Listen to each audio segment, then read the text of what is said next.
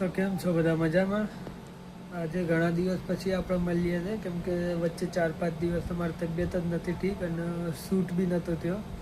આજથી હવે કમ્પ્લીટ ચાલુ કરી દઈશું ને આજથી ટ્રાય કરીશું કે હવે રેગ્યુલર થઈ જઈએ આપણે. તો આજે છે મારી જોડે 4 બ્લાઉઝ કટિંગ કરેલા છે ને બીજા 3 બ્લાઉઝ હજી કટિંગ થાય છે. એટલે પહેલાં આપણે 4 ઉતારીએ પછી બીજા 3 ઉતારીશું. તો આજનો બીજો બ્લાઉઝ બી પૂરો થઈ ગયો તો હવે 2 રહ્યા કે તો થોડી ચા બા પીએ.